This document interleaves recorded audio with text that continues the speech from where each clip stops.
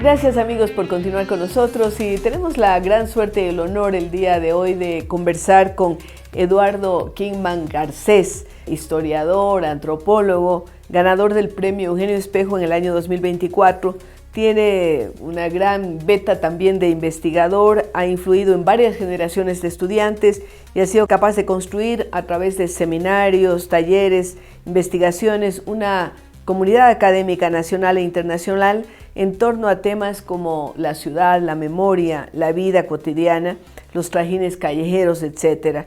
Su producción académica y su legado son muy importantes a través de artículos científicos, direcciones de tesis, de maestrías, de doctorado. Y bueno, queremos darle la más cordial bienvenida a Eduardo, además hijo de un gran amigo, ¿no? Sí, Nicolás Kingman, don Nicolás, Nico, ¿no? En donde aunque me pusieron un nombre que tengo un homónimo permanente, el de mi tío. Así es, el tío, pero bueno, una familia extraordinaria, ¿no? Con periodistas, comunicadores, historiadores y el gran maestro del arte ecuatoriano, Eduardo Kingman.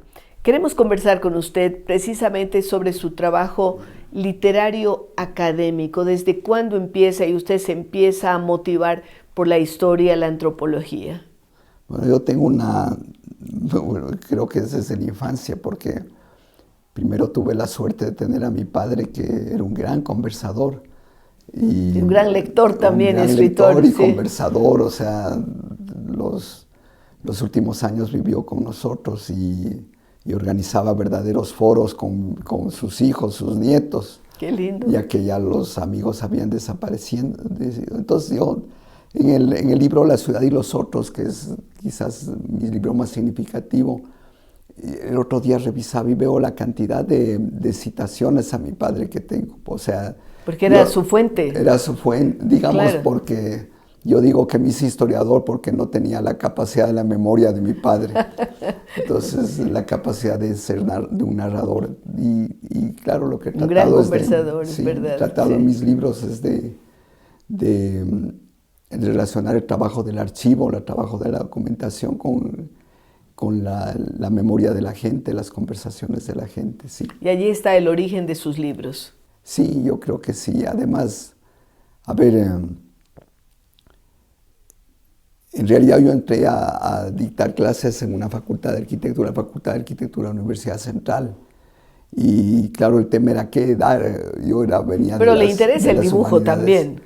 Bueno, sí, ¿no? Yo pinto, dibujo también, claro. Y escribo poesía también, sí, son los tres áreas de realización. Que han ido de modo desigual, o sea, me conocen fundamentalmente por el trabajo, como ya señaló, como trabajo como profesor, como investigador, pero creo que a esta altura de mi vida estoy tomando más bien... haciendo lo que quiere, ¿no? Más peso a la poesía y a la pintura, sí. Qué bien. Aparte de su padre, el otro gran referente es el tío también. Sí, Eduardo, sí. Eduardo, usted estuvo muy cerca de él.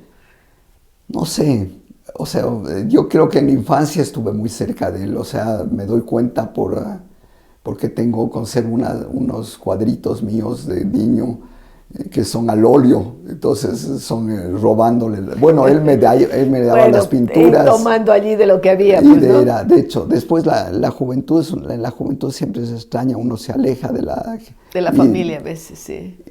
Pero sin embargo la imagen de mi tío viene permanentemente hacia mí, ¿no? Es una imagen muy... ¿Cuáles son los temas recurrentes en sus libros? Sí, le iba a contar, o sea, empecé dando clase en una facultad de arquitectura, en donde dije, bueno, que no voy a hablarles en abstracto de sociología general, sino, a ver, tratemos de entender cómo funcionan las ciudades. Y bueno, yo creo que ha sido el resultado de un esfuerzo grande. En un momento en que las ciencias sociales en general y la historia mismo estaba concentrada en la historia agraria, en el momento de ruptura del sistema de hacienda, ¿no es cierto?, de migración. Pero a mí creo que fui de los primeros que empecé a preocuparme por el tema de la ciudad, o sea, cómo se constituye el mundo social urbano en sociedades como las nuestras, que son sociedades andinas fundamentalmente. Así es, pero cada vez vamos urbanizándonos más. ¿Cómo va contemplando este fenómeno de permanente urbanización y pérdida de presencia en el campo, ¿no? Sí, bueno, yo para empezar, una de las cosas que he sostenido es que siempre hubo esa relación, o sea, una relación muy fuerte entre el mundo urbano y el mundo rural, o sea, no nos olvidemos que quienes tenían mayor peso en el mundo urbano eran personas que estaban ligadas al sistema de hacienda fundamentalmente, También, ¿no es cierto? Y donde hay ya un movimiento temprano que yo llamo trajines callejeros, un movimiento temprano entre la ciudad y el campo. O sea, a veces separamos el mundo urbano del mundo rural, pero claro, ahora la dinámica es mucho más fuerte, ¿no es cierto? Es muy fuerte, pero en donde, como es un país pequeñito, es un país donde y muy densificado, ¿no es cierto? Esa movilidad urbano-rural es permanente de ida y vuelta. Mayor Sí. número de personas por kilómetro cuadrado de América del Sur, Impresionante. no de América Central, porque en América Central pues Sí. hay, digamos, los países son mucho más chiquitos, también más sí. condensado, ¿no? La población. Pero en Sí. América del Sur tenemos la mayor Sí. densidad poblacional. Pero claro, de hecho hay una urbanización que no solo hay que mirarlo en términos urbanísticos, sino, claro, o sea, uno va por los carreteros y a veces es un solo camino. No se interrumpen las casas. Pero también Sí. es en términos de formas de vida, y eso me ha preocupado mucho a mí, más que los cambios urbanísticos o económicos, los cambios en las sensibilidades, en las formas de percepción, en la cotidianidad. Eso es lo que me ha interesado mucho. Y por eso salen libros como este que ya me están dando unas ganas, comezón en las manos, digo, de leerlo. Ferias, plazas y mercados. Sí. Cuéntenos sobre este libro. Bueno, los dos libros en realidad están muy conectados. Pues, Este los libro, trajines callejeros. sí.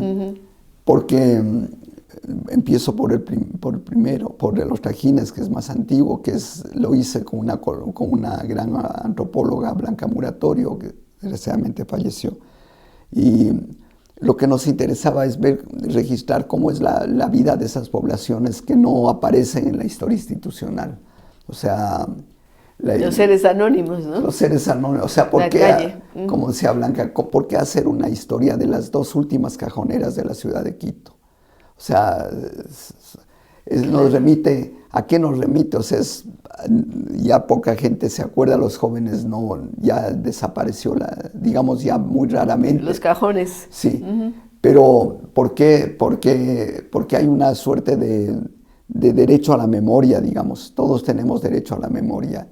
Y en ese caso, o sea, era una forma de conectar este presente con un pasado remoto, o sea, en donde hubieron 70, 80 cajoneras en cada una de las plazas. Y hay un mundo no solo social, sino un mundo cultural, un tipo de estética de los cajones. Alguien como Osvaldo Viteris supo valorarlo, ¿no es cierto? Las muñecas de trapo. Sí, las muñecas de trapo, los trompos, Que vendían las cajoneras. Claro, y en el otro texto, bueno, eso era un trabajo de Blanca. En este libro hay una memoria de los albañiles. O sea, veo el interés de ustedes como fundación en el centro histórico. Muchísimo. Y el centro histórico está hecho de esas memorias. Entonces, aquí en el libro Ferias y Plazas, por ejemplo, hay uno de los relatos que me parece interesante, es como, digamos, un relato de la calle Rocafuerte, como esa calle que empieza en la Loma Grande, en realidad cruza Santo Domingo y se va hasta el Penal, ¿no es cierto?, y donde está el Mercado San Roque. Y lo que tratábamos de comparar ese mundo que vaya con el mundo ya que ha entrado al nivel del patrimonio y que es respetado como patrimonio. Y la pregunta era, ¿en qué medida ese mundo es tal como se lo pinta, como un espacio peligroso, denegable, sin cultura? O sea, en realidad es un espacio de una producción cultural impresionante que está alrededor de las figuras de los niños, de los vestidos para los niños, Jesuses, para las vírgenes. Qué lindo. Sí. Recuperar la historia es recuperar la memoria, ¿no es cierto? Recuperar la memoria. Y yo diría que a través de la recuperación de la historia y la memoria recuperamos las raíces, porque allí nos encontramos quiénes somos, O sea, ¿verdad? Así es. recuperamos, digamos, aprendemos a percibir no solo el pasado, sino el presente como diversidad, como capacidad, que tanto falta nos hace en este país, ¿no es cierto? O sea, el respeto al otro, valorar el otro, valorar, por ejemplo, en términos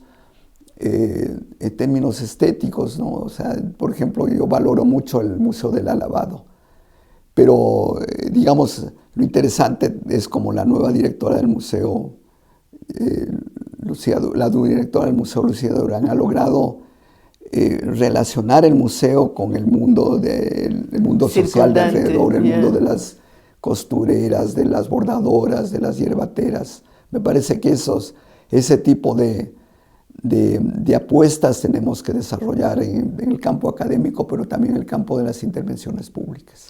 Y la inclusión, que es tan importante, porque si no la gente piensa que se le toman los espacios, que eran los suyos, los tradicionales, y se quedan fuera.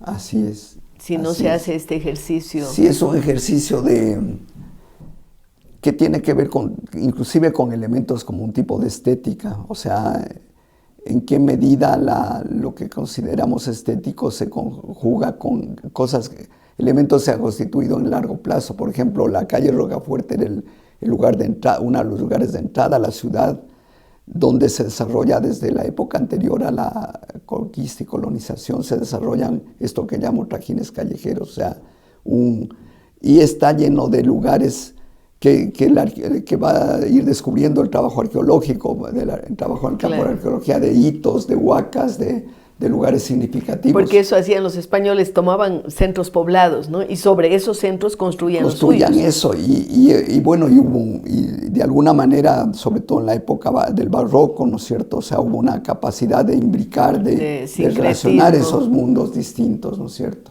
¿Qué está investigando ahora? Ahora trato de escribir poesía, básicamente. Eduardo, sí. ¿Y poesía urbana también? ¿O? Yo diría poesía de la memoria, más bien. Es decir, es un trabajo en el tiempo. Ahora están publicando toda mi poesía en México, en una editorial mexicana. ¡Qué maravilla! Y me siento que es un deber con algo que he dejado de lado. Mucho tiempo. Que lo he hecho, no lo he dejado de lado, pero siempre he escrito, sino pero no lo iba publicando. No lo iba a publicar. ¿Y cómo se va a llamar el libro? Bueno, es un libro de poesía reunida, ¿no? Antes la editorial Festina Lente publicó un libro que se llama La belleza del mundo, que me gusta mucho por el título, sobre todo. ¿Usted se deslumbra ante el mundo, ante el cotidiano? Sí, ante yo creo que sí hay que... las cosas que parecen comunes y corrientes, pero que le producen una emoción. Yo creo que es un deber desarrollar una potencia de vida, ¿no es cierto? Una capacidad de deslumbramiento. El término más bien no es un término mío, sino de una mística y a la vez una gran luchadora antifascista, que es Simone Weil, ¿no? O sea, ella planteó la idea de por un lado está la caída, siempre estamos en la caída, ¿no es cierto? O sea, somos hechos de eso, pero también está la capacidad de admirarnos por la belleza del mundo. Maravilloso. ¿Se siente más lojano, más quiteño? Siento nostalgia de ser lojano.